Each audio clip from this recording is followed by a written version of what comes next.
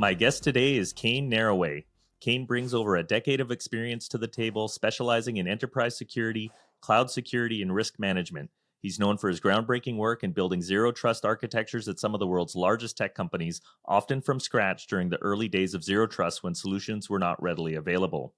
Kane's career is marked by notable achievements, including integrating multi-billion-dollar acquisitions and establishing robust security frameworks for regulations like SOC 2, PCI-DSS, and HIPAA.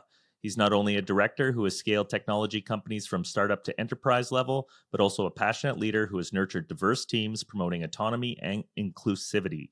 Outside of his direct work, Kane is dedicated to giving back to the community, whether it's sharing cybersecurity insights, mentoring at boot camps, or volunteering at conferences. Join us as we gain insights from his extensive experience and innovative approaches to tackling some of the most complex challenges in cybersecurity today. Thank you so much for being with us on the show today, Kane. It's a real honor to have you here. Yeah, thanks. It's great to be here. I've listened to tons of previous episodes, so it's finally good to chat to you in person. Yeah, I got to tell you, honestly, it really blows my mind when I meet people and they tell me they've listened to the show before, because I I feel like it's just me talking into the void, but I'm glad that there's people out there getting value So from this. Sometimes the void listens back, you know. To kick things off, do you want to tell us a little bit about what you do for your day job?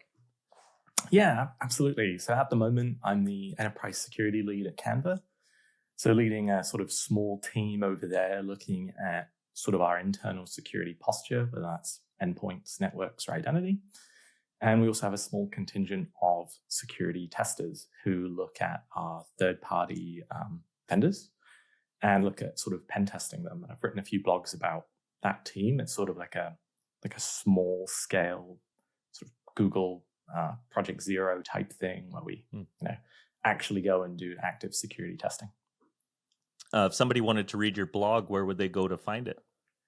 Yeah, I mean, if you search my name, there'll be one there. But also, we've written a bit on the Canva engineering blog as well, sort of my team and the wider security team.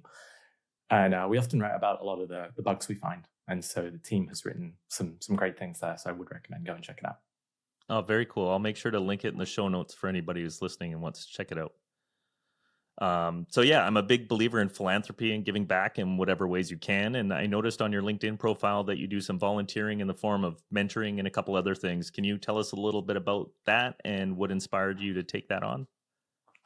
Yeah, so I guess there's kind of two aspects, right? There's the mentoring aspect, and then there's the sort of giving back to smaller companies. I think when it comes to mentoring, you often, I don't know, if you're in the right circles, I guess, you kind of hear how painful it is to get that first security role. And then when you are in it, where do you go from there? Like, I find that not a lot of people know what their specialty is. Like they'll get into security and then they'll be a bit blindsided of what do I do now? Yeah. But I do think, it's becoming harder and harder every year. Like I find that, these days you get hundreds of intern applicants, and it's often that, and I think this was typical even back in my day, that what you get taught in university and boot camps and stuff isn't always what the expectations of roles are. And so I think like anything you can do to sort of shorten that gap for people is super important. Mm-hmm. And you mentioned something interesting too. Like, I think back to the beginning of my career and I just wanted to get a job. I wanted to be a software developer somewhere and wasn't thinking about what that would look like in 5 years and 10 years. And I think without guidance, people can just kind of be taken along for a ride instead of steering the ship. So it's really great that you're helping people think strategically about where they want to go.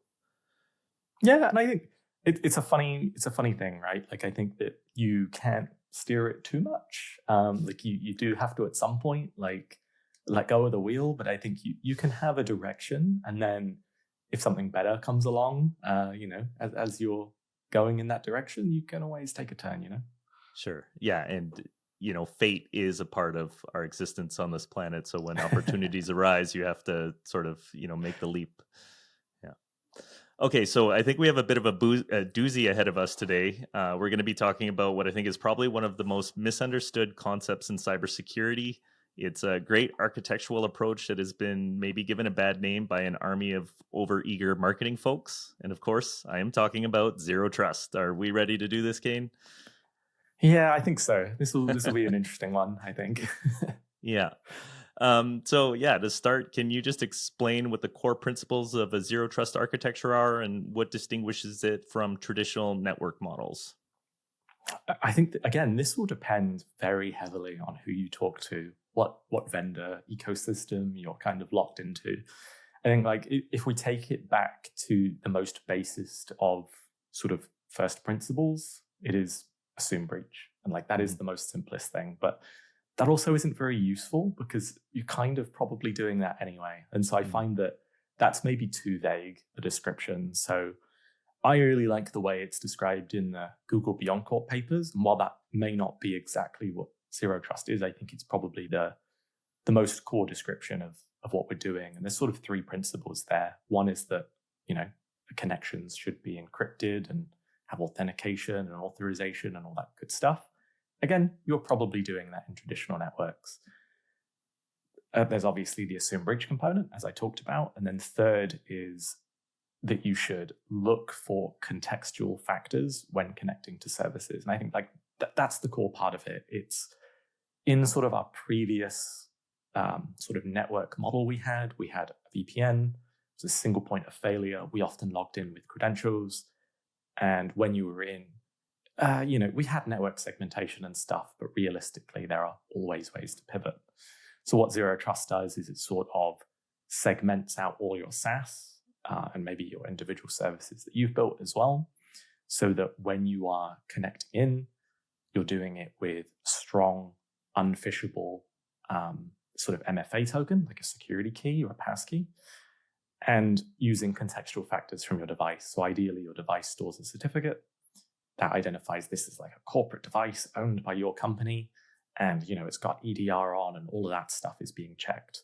And so I think that is probably, to me, what it means. But again, that will depend on you as an individual. Yeah, I think I have a pretty high level understanding of what it is. And when I talk to people, I say it's sort of identity based on the device. I don't know if that makes sense. And you're logging in for every single service you're interacting with, essentially. Yeah, pretty much. And like I find that will probably change in the future. And I guess we'll probably end up talking a little bit around where it's going.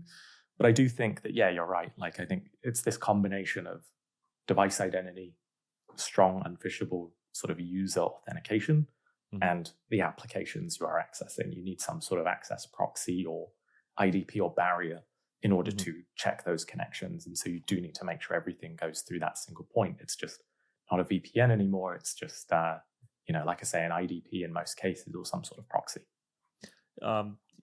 Just off the cuff, I know this is probably a tough one to put you on the spot for, but if you had to look at like all the enterprises out there as a whole, what percentage of enterprises do you think have sort of moved towards this model so far? Is it still like single digits, or are we getting up to halfway, or how widespread is this architecture? It's a good question. I can't remember the exact statistics, but I think the US government, I think it may have been CISA, did a good study on this. And I do remember seeing that I think it was around 40 to 50% are planning it, but haven't really done a lot. I think that the amount that said that they are doing it or have built it entirely was quite small. I think it was in the low double digits from what I remember. But again, I think it very much depends on, everyone has a different definition of done. So I think it's quite hard to get accurate statistics on this. But it is something you hear a lot about. But, if you are a sort of traditional organization, maybe you're an airport or a dairy farm or something, you're probably not doing zero trust. Or if you are doing it, you're only doing it for a very small portion of your business because you have so much physical stuff. Yeah. So for an organization that's maybe making the transition from this sort of what we'll call an old world model into this new, more secure architecture, what are some of the common challenges they might face during the transition? And is there essential technologies and tools required to implement zero trust effectively? Yeah, I think so. So I talked a little bit about this in a previous blog I wrote called sort of Building a Zero Trust MVP. And the idea there was to sort of show you what the bare minimum you need is. And I do think that it's going to depend very heavily on the company you are. Like if you are sort of a SaaS startup, you're less than 5 years old, your journey is going to look very different than a 50-year-old dairy company, as I said. Mm. And so I think that, the scale of your company is probably the biggest indicator, and complexity is second. So if you have Linux, you have Mac OS, you have Windows, you have mobiles, you're doing BYOD, each one of these things is a project in its own right, and you're going to need to solve that. That gets even more complicated when we talk about on-prem networks, offices, warehouses, factories, that kind of stuff. And so I think you do need to look at sort of what your complexity level is. And then you need to break this down into what can we do the soonest? So like, what are the highest risk assets we have? How can we sort of zero trustify them first? And then how can we sort of improve on that over time? And you may never reach 100%, and that's totally fine. Like a lot of these sort of traditional companies are saying, look, we use Microsoft 365. Great. Let's put device posture in front of that. Let's make sure that's all protected. For our on-prem networks, let's use traditional techniques. Like let's use a VPN. Let's just give the fewest people access as possible. And while that's obviously not perfect by any means, it is probably the best they can do with the resources they have. Yeah. And I like that approach of making a list and just starting at the top and moving down. That's, we talked about mentors earlier, and one of my favorite people in my career had taught me that you have to eat the elephant one bite at a time when faced with these overwhelmingly large projects that are going to take a year or 2 years. You just got to make a list and start from the top. I do find, I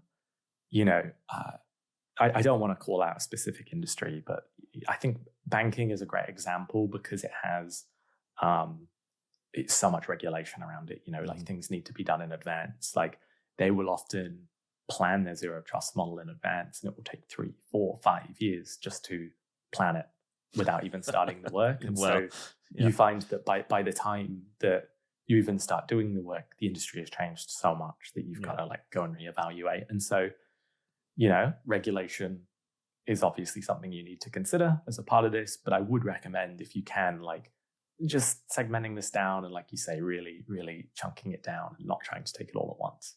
Yeah. All right. So how does the zero trust approach identify and access management differently? Can you explain the role of continuous authentication and least privilege access in this model? Yeah, so you'll hear that like identity is the new perimeter, and I find that's like a very common sort of buzzword that we hear today, and it is true. Like if you can compromise a user as a malicious actor, you probably have full access. Like what zero trust does is it means that if I compromise a user, I also need a device too in most cases if it's done well, and so it sort of takes out a lot of those traditional threats around phishing and sort of credential stealing and that kind of stuff. Yes, it's not great if you get those credentials, but you still need to pair it with the device. But that being said, there are lots of ways around this. So a great example I see is APIs. Like APIs don't go through your IDP traditionally. You have an access token. And we often see breaches like the one at Okta last year, where a session token is stolen. And because that is a validated token given after the fact, you can then use that to go and access things. And so identity is definitely the new perimeter, but you do need to sort of layer your approach. So like to give cloud people an example, you have containers that are running on EC2, and then you have load balancers, and then you have VPCs. And each one of these has their own access model, right? Like you might be able to access a container directly. You might be able to access EC2 via SSH. You might be able to connect into your VPC, either via your AWS root account or something else. And each one of these has different protocols, different methods, different access tokens, often in order to access them. And so you do need to think from like a layered approach of protecting things. So like the API example I gave before, a lot of people do like IPLR listing with a secure web gateway. And that feels very traditional to me. Like it feels a lot like the old days of IPLR listing in VPNs. Yeah.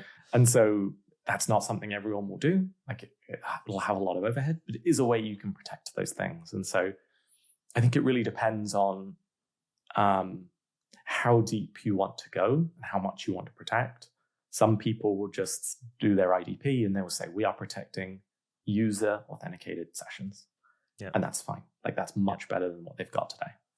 Yeah. And security is always about sort of analyzing risk, and it's never 100%. So, that kind of deep management of IPs and whitelists and stuff like that probably doesn't make sense for like the dairy farm.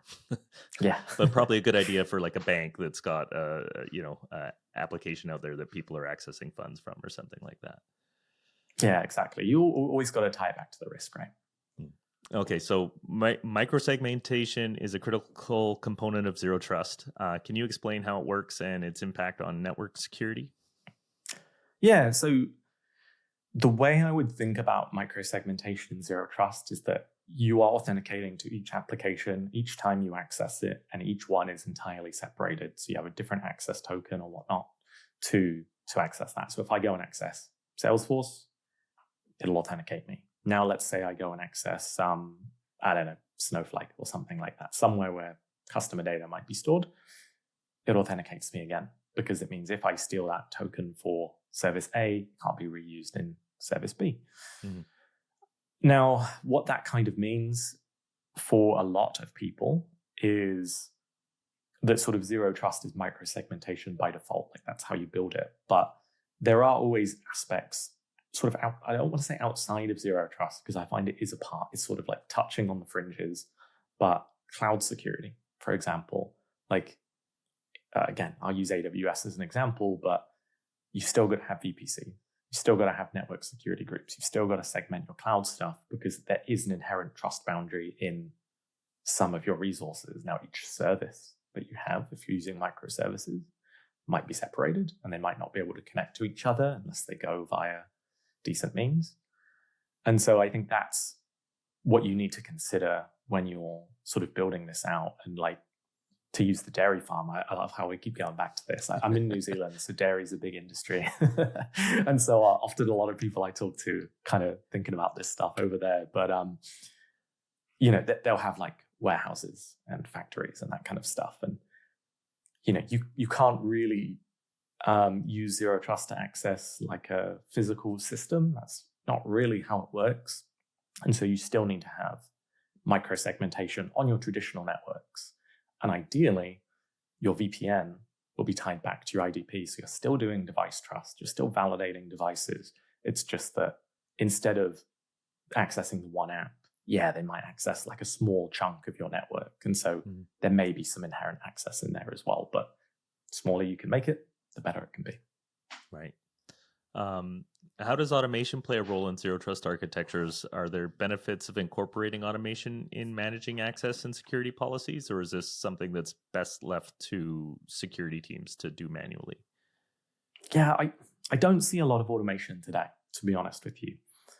I find that it's quite hard to implement in a way that makes sense. Like a lot of Zero Trust today is policy-based decisions. It's Kane is in the security group, so he can go and access Splunk, and assuming his device is good and assuming he has a security key, he can go access that. Now, what we're getting into kind of now is sort of away from this policy-based access and more into what people are calling context access or data-based access, where yes, Kane might go and access Splunk, but maybe he can only access certain searches or certain search clusters or something like that. And I think that one of the opportunities I see is more for that. So it's more around the sort of data aspect. Sort of another area I think that has high potential is testing frameworks. Like I often see with Zero Trust, especially in larger companies, it's very easy for changes to be made, maybe that don't always go through the right processes. Like tools like Okta and Azure, they often don't have sort of like that Git-based dual control where someone needs to do a PR. Like yes, some places you might have to make a ticket to sort of track that, But often the ticket is not a requirement. It's you can forget to do it. You can just go and do changes and YOLO them into prod, basically. And so I often see policy regressions. So someone will make a change to an authentication policy for a small group of users. Maybe they misconstrued it and they've accidentally opened it up to the entire company or something like that. And I have seen that people will build these really good systems and they'll make really good improvements and they'll hit a point, and then it will slowly come crumbling down a little bit, just not a lot, but enough. And so I really like the idea of having a testing framework that is automated and it goes out and it tries to hit your services via a Mac device, a Linux device, different user agent strings, different browsers. If someone's looking for ideas for a startup, maybe this is something you can build. I was actually just talking to a gentleman named Andrew Katz from Jamf. He sort of does a lot of automation for them. And we were talking about how most companies have very poor policies around token creation. And then sort of out came the idea of automating token rotation, if that was something that could be built in as part of a SOAR platform or potentially something that LimaCharlie does, which I'm going to be talking to my partner about tomorrow morning, actually. So I don't know how hard that would be, but I think there's some opportunity there. And when you read about, I'm going to butcher the name, Sison, the recent breach there, where the threat actors stole all the keys for everybody. It's really easy for them to go into one of those environments, pivot somewhere else, create an extra key somewhere that's not audited and not tracked. And then even though they're going to go swap out all the keys that they know about, there's no way for them to know what the purpose of, some other key in the list is for and stuff. So that's a great point as well. This is definitely a bit of a tangent, but we've had single sign-on now for quite a few years. And we're getting to the point where most services support it at varying degrees of goodness. But it is generally pretty common. If you ask for single sign-on, you might not have automatic users and groups and offboarding and that kind of stuff. But, you have single sign-on, but single sign-off, just, I don't know. You basically got to build it yourself at this point. There's a few tools that are doing it, but they pretty much just hit the APIs of all of these SaaS tools and then remove the user, and some tools don't support it. They don't have the APIs for it. Certainly, I think that's going to be the next big thing. We keep seeing all of these token thefts. Yeah. And right now, your best option is, maybe I make my sessions really low and I annoy my users because they don't want to re-authenticate every 5 minutes. So Zero Trust is often touted for its effectiveness against insider threats. How does it mitigate the risk posed by insiders compared to traditional security models and monitoring? Yeah, it's a good question. The way I often think about enterprise security is your CIA triangle, but instead of CIA, it's privacy, security, and usability. And you can build your enterprise security program anywhere in the triangle. You can build it privacy forward and you can not store anyone's stuff. You can not go into their emails and not really do a lot of logging. Some places do that, totally fine. You can go usability heavy. A lot of startups obviously do. Security isn't a priority till you have product market fit. So absolutely valid. And then you have the more security forward people. So, governments and things like that. And you can have departments that maybe go into one. So, Apple is a great example where they're a pretty open company. They're a big tech company and, they kind of do things a certain way. But when you talk to anyone about sort of the iPhone and the physical plans and stuff, very, very secretive, all segmented off onto their own stuff. And so I think that's a great example how you can sort of pick and choose almost. But Zero Trust, if done in a security forward way, you can get a lot of data. So it used to be that we would get network logs and we would put them to our SIEM. I find today we're primarily getting different layers of endpoint logs. So browser logs, operating system logs, that kind of thing. And I guess the benefit of this is, with old models, you just, disconnect the VPN and nothing's being tracked anymore for a lot of people, unless you're building like a full tunnel, always on type thing. But it does mean that you have the potential for a lot more data. And so when you combine this with IDP logs, SaaS logs, you can start to paint a picture of sort of everything a user is going and doing. So, like to take it as a very generic insider risk, let's say a customer support agent was breached. We can see they went and accessed, Jira, Zendesk, whatever you're using as your ticket.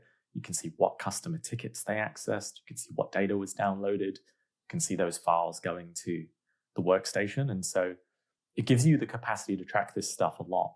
Now, whether you have the detections in place to actually find it is a whole other thing. But, I do think you at least need the logs. But if you don't have any detections or anyone looking for it, then whether you find it will be very rare. If a tree falls in the forest and nobody's around to hear it. And I don't want to open up another tangent, but you talked about your triangle there. I can't remember the 3 points you mentioned, but one of them being startups, using this idea of, we're super competitive. We've got to get to market fast. So we're going to put security to the wayside. And I think as we go forward, that looks more and more like criminal negligence. Well, I say it kind of jokingly, but I'm very serious. Yeah. I just did this special on like Sandworm, which was just promoted to APT 44. And you look at the kind of damage that like nation state sponsored or even, ransomware groups and stuff can do to the economy and to people's livelihoods and stuff. And I think having like blatant security problems in your software or the hardware products you're building and using the excuse that, well, we had to, be the first ones to deliver this to the market doesn't really hold up as well as it used to. Yeah, so I'll get off my soapbox. No, I think we should dive into that a bit more. Like I'm certainly interested in that. Like I do find that, startups can have better or worse security. Like you have a lot less to do. And so doing security right early on is not particularly hard, I would say. Yeah. I do find that, it obviously can take away dev cycles from the thing you're building. I do recommend people, when they start getting enterprise customers, they're going to need to think about it because, if you're B2B, you're probably not going to get many customers without SOC 2 and some sort of security documentation in place.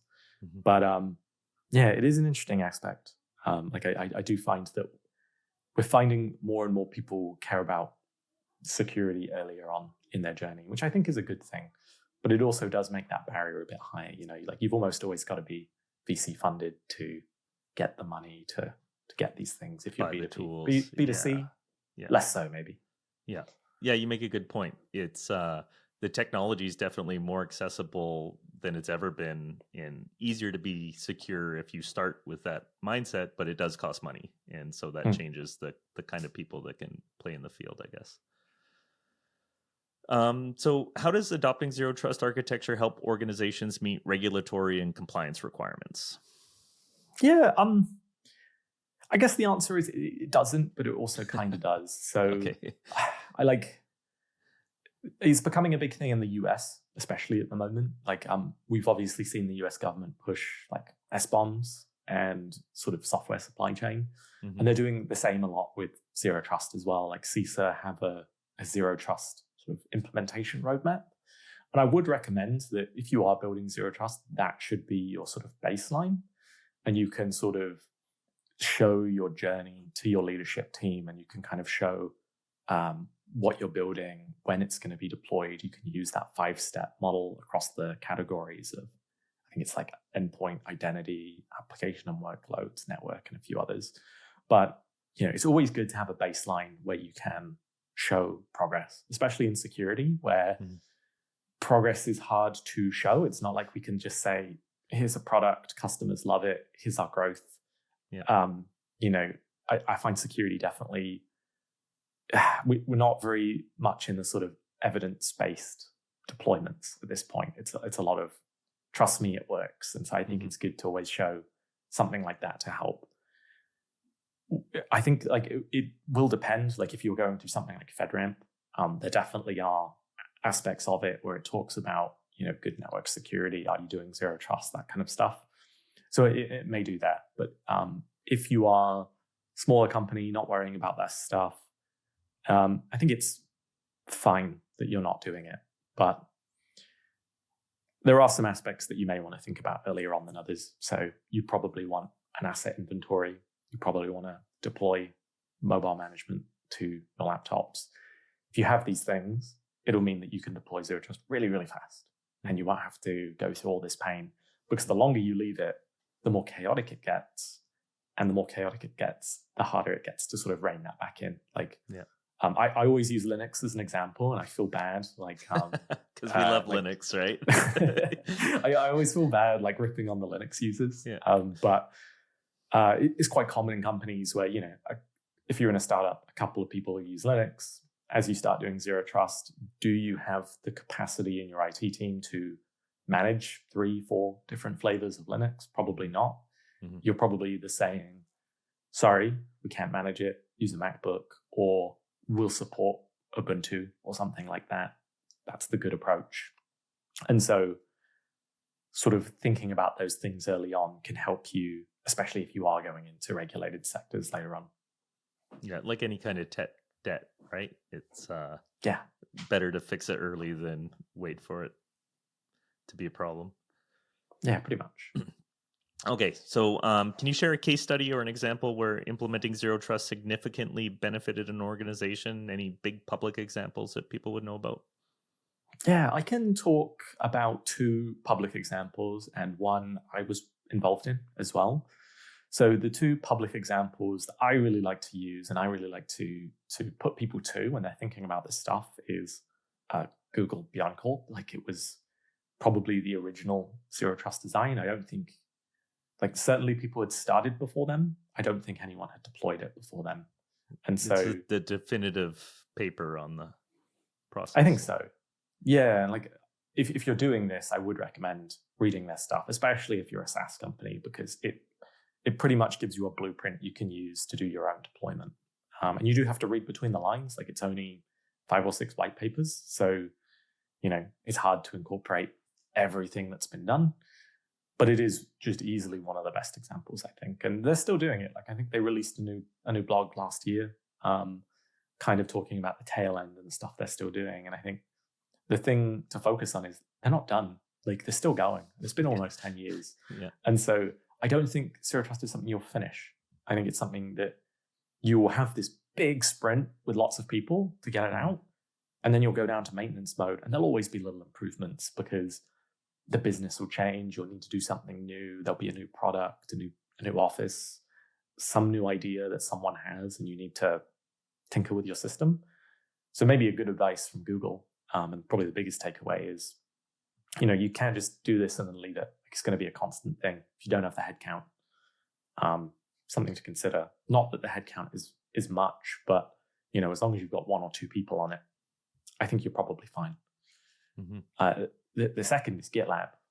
So they did a very good deployment as they were doing it, and it's in a much smaller company at the time. I think they were probably less than 1,000 people when they were deploying it. So, and they're actually quite privacy forward, not necessarily security. So it maybe differs a little bit from Google's implementation, where they kind of said, look, we don't manage all the devices.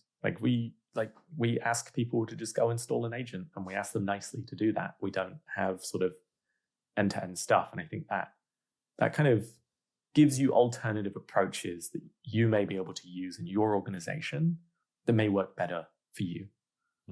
I guess finally on my blog, I wrote about our deployment at Atlassian. This was, again, about 2017, 2018. There's a little bit on the Atlassian website under the security trust website on how we did that and how it's deployed. And I'm sure it's changed a little bit since then, but I can tell you that before we had a VPN, very typical, people would connect in. And I think we saw much better usability in the end from people.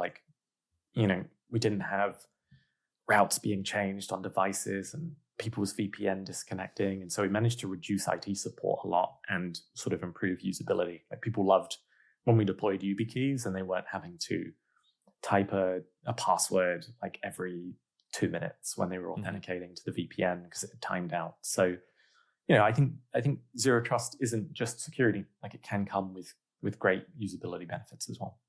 Yeah, I'm a huge fan of the YubiKeys. I think that should be sort of standard with every laptop that gets assigned to somebody in a company.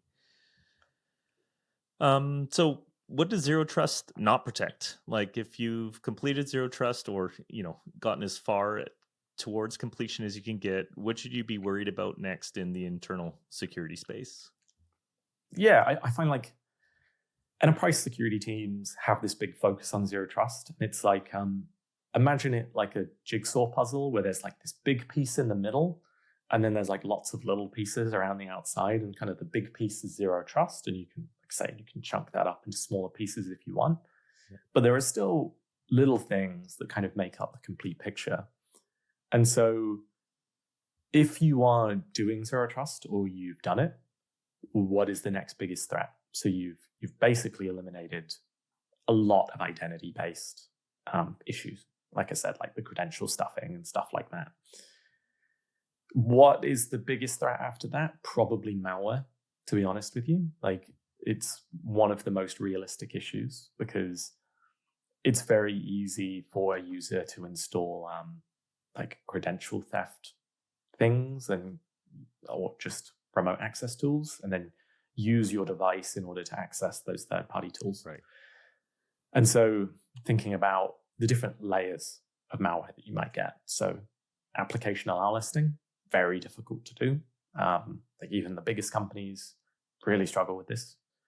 But you might be able to do application block listing, not as good. You might be able to tailor your EDR or detections more around this stuff. So something I would recommend, and even at the browser level, so thinking about browser extensions in Chrome, Firefox, whatever browsers you're using, very, very important. Like again, a big threat vector. I think typical BEC is unfortunately not fixed by zero trust. Like if you ask someone to go buy Apple gift cards and they do it, zero trust isn't doing anything for you there. You've got bigger problems. Yeah. And so, and this can go up, right? Like I think we've seen huge companies like Meta, Google and stuff just pay invoices because someone sent them an invoice and they're like, oh yeah, we got to pay it. And so it's really hard to protect against that stuff. Like you obviously need good security training, detection in your emails and external vectors and stuff. But, you're probably never going to fix it. And if someone does fix it, I'll be impressed. Like they'll be a very rich company very quick.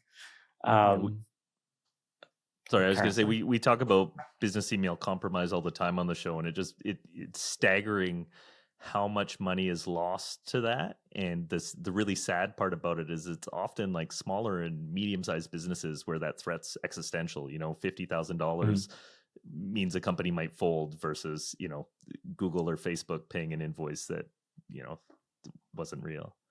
Yeah.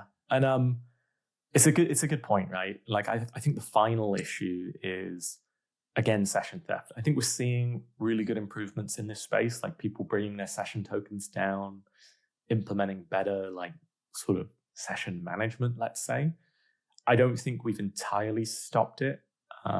Google are doing some good stuff in Chrome soon, where they're sort of tying cookies to devices rather than having it tied to sort of your browser and your account. So like there's definitely good improvements coming in that space, but as seen by the Okta breach last year, it's still something you need to worry about. So those would be the big three for me. And those would be things that I would think about fixing. But to bring us back to reality, like you look at real breaches that have happened over the last 2 years, how many of them would just like password stealing? Honestly, like it's probably most of them. It's like reused passwords and stuff like that. And so if you are doing zero trust, you're probably protecting yourself from about 70% of like real world breaches that could affect you. And then the really, really targeted threat actors that may target you, in the case of, like I said, the Optas, the LastPasses, the stuff that happened in the past,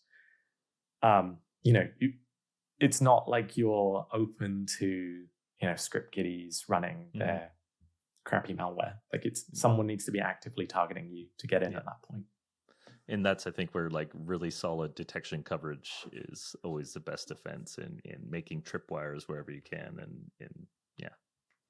Absolutely. Like you've got to tie it in with good detections. And so, you've got to work closely with your detection team, especially if there's things that you haven't implemented. Let's say you can't do application allow listing.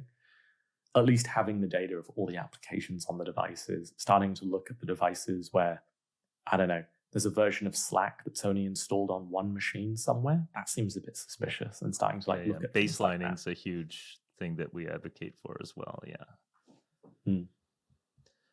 So where do you see the evolution of zero trust going in the next few years? I think at the beginning you said that we weren't quite there yet and we might never get there. Are there emerging technologies that might enhance or transform what are the current zero trust strategies?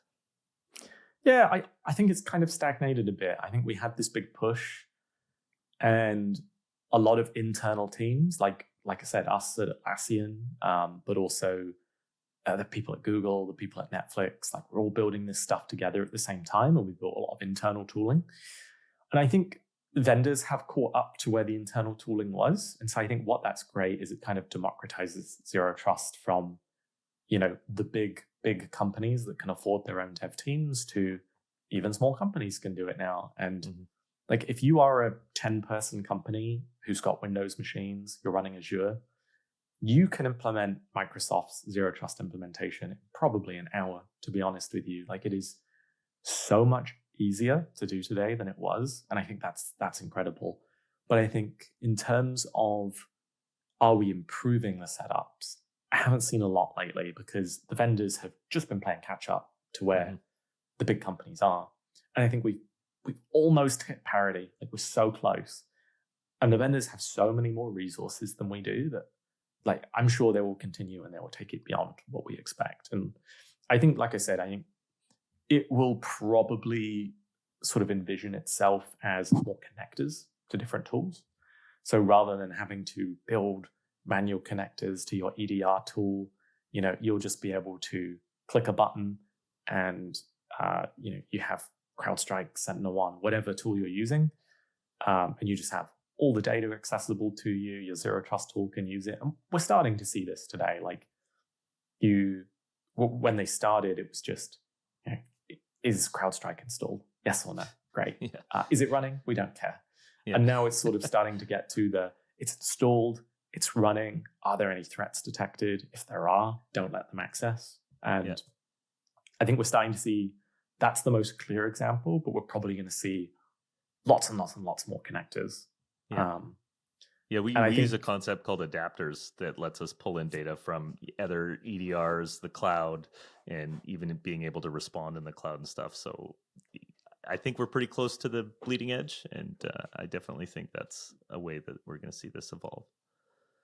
I think so too, right? Like a lot of companies don't want to, like a lot of us don't want more places to look at. Like we don't want 12 single panes of glass. It's like the typical thing at this point. And so I think more sort of intersection of all of these tools is really good. And I'm seeing a lot more of it. Like there's a lot more sort of partnerships teams where they're building connectors for each other. And I think that's where we're going to see like the rapid benefits. I would say maybe I would like to see more database connections. So Databricks, Snowflake, Google Looker, like the ability to ingest our own data sources and then make decisions on those data sources unique to my company. That is sort of possible in a couple of the implementations, but it's coming down the line in a few others. So like when we can build those custom checks and we can connect them to our data stores, like, I mean, the sky's the limit at that point, right? Like you can do whatever you want to do. I don't want to turn this into a commercial for LimaCharlie, but our adapter is an open source implementation, and we can ingest anything and we normalize it into the common JSON format that's all run through the same detection, automation, and response engine. So yeah, I think we're again on that bleeding edge. If you want a demo after, Yeah, I was going to say, I think you're a little bit more ahead of the curve than a lot of people are, because I'm only just starting to see this from the bigger companies like Microsoft, Okta, etc. Right. Yeah, it's actually it's hard to find people who can fully grasp all of it. Like there's applications of what we do that are like out of the box good for people. Like it's an EDR and you can just use it like an EDR, but we have a strong software engineering background, and that's really like the approach we try and take with everything, is creating services and in APIs and giving the full power to the users. But again, I don't want to make this a commercial, so No worries. I'm always keen to hear what people are doing, and so I'm glad that you're thinking about this kind of stuff. Yeah, and I always see the biggest sign of success for us is when people build things that we didn't even know you could do with what we're building. We have that kind of power of creativity and stuff in people's hands. So, okay, well, the last one I have for you, it's the one I ask of everybody that comes on the show. It can be as wide or as narrow as you want.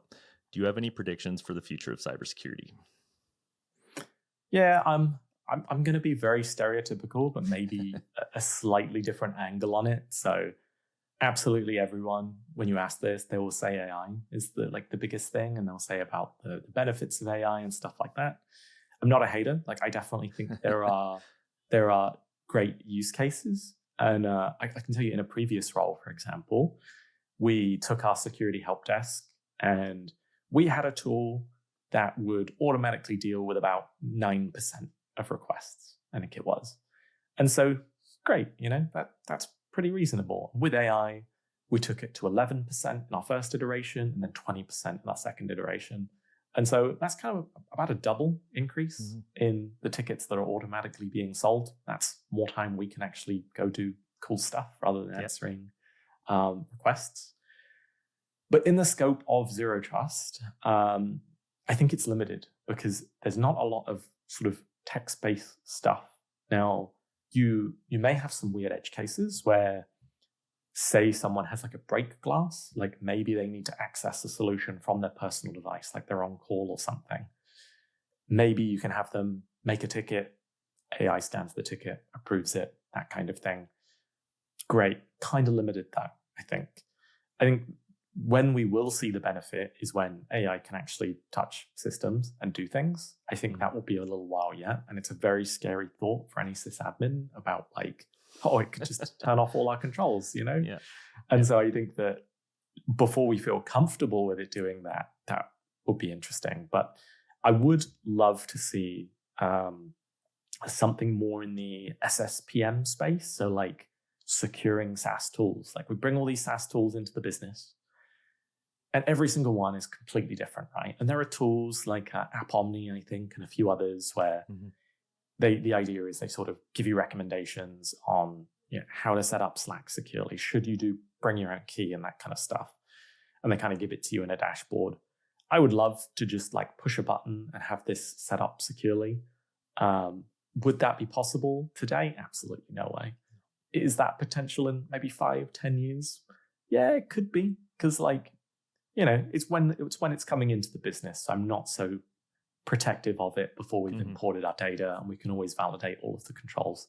So I think that will probably be some of the first uses of it, because that's a big pain for teams today. I know a lot of teams are literally manually setting up these tools one by one as they come into the org. Takes a lot of time, a lot of risk, a lot of threat modeling, that kind of stuff. Soul-crushing work too. Yeah, it's not stuff you particularly enjoy, but it is very impactful, and so it's hard to balance. It's like the classic, no one wants to do asset inventory, even though it's the most important thing in most companies. Yeah. Awesome. Well, thanks so much for joining me. And this, I think, was a super valuable conversation with lots of information for people to pull out of it. So I appreciate you taking the time, and I'm glad that we got connected. And maybe we can talk again in the future when something happens in this space. Yeah, thanks a lot. Thanks for having me on. It's been really great talking to you. Okay. Take care, Kane. See ya.